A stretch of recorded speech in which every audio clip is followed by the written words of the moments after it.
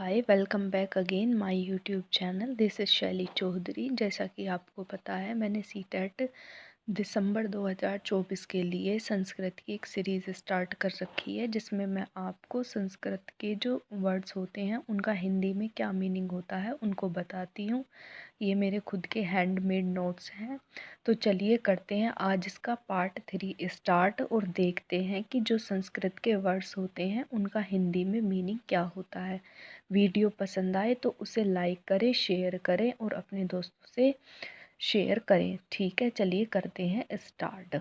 जैसे हमारा फर्स्ट दिया हुआ है, अगर हमारा वर्ड लिखा आता है सोपानीकरण, पृष्ठाश्रम या सोपान निर्माण, तीनों का मतलब होता है स्कैप फोल्डिंग। स्कैप फोल्डिंग आपने पढ़ा होगा, किसको कहते हैं? जैसे हम बच्चे की हेल्प करते हैं किसी काम को पूरा करने के लिए। आगे है आपका भाषा अधिग्रहणम, मातृभाषा। भाषा अधिग्रहणम होता है यानी कि हमारी मातृभाषा होती है, प्रथम भाषा होती है, और प्राकृतिम अचेतन होता है हमारा, अनायास और अनौपचारिक होता है यानी इनफॉर्मल। आगे है आपका भाषा अधिगमन। भाषा अधिगमन होता है हमारा द्वितीय भाषा, लक्ष्य भाषा, सचेत समज्ञान, LAD।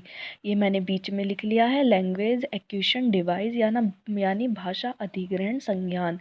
प्रतीक भाषा होती है आपकी साइन लैंग्वेज। बहुभाषीयता, बहुभाषिकता, इसका मतलब होता है संसाधन रूपेण। पत्राधानम संचयी आकलन यानी कि पोर्टफोलियो असाइनमेंट, जो बच्चे की जिसमें सारी सामग्री के बारे में लिखा जाता है उसको पोर्टफोलियो असाइनमेंट बोलते हैं। आगे है आपका प्रमाणिक पाठ्य सामग्री। प्रमाणिक पाठ्य सामग्री में जैसे कि आपके व्यंग्य चित्रम, कार्बन समाचार, त्रुट्य या अवभेद्य स्थलानि संति, इसका मतलब होता है गलतियां सुधार का क्षेत्र। त्रुटि अधिगमन क्षेत्र, छात्राणा शिक्षणाना चैक्रते प्रति पुष्टि। स्कीमिंग, स्कीमिंग क्या क्या मतलब होता है? स्कीमिंग होता है हमारा संस्कृत में लिखा आता है अल्पवालोकनम, विहंगालोकनम, विहंग्रमस्ट, सारांश पठनम, अनुमनोरंजनाय पठनम।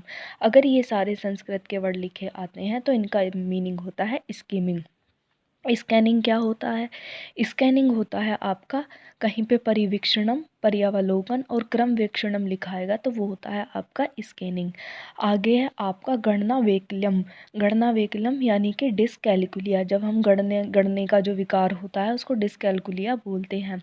डिस्फेजिया या अफेजिया, इसको भाषा वैक्यम बोलते हैं यानी भाषा का जो विकार होता है। पठन वैक्यम यानी पठन का विकार, उसको डिसलेक्सिया बोलते हैं। गति समन्वय वैकल्यम, गति का जो वो होता है विकार, उसको डिस्प्रैक्सिया बोलते हैं। बहिर्वेशनम यानी कि एक्स्ट्रापोलेटिव। काइनेस्थेटिक, इसका मतलब होता है अड़ंग संचरण मूलक। काइनेस्थेटिक एनर्जी होती है ना हमारी, उसको बोलते हैं अड़ंग संचरण मूलक। ऑडिटरी यानी कि श्रवण मूलक। तीन भाषाओं में यानी त्रशु भाषु।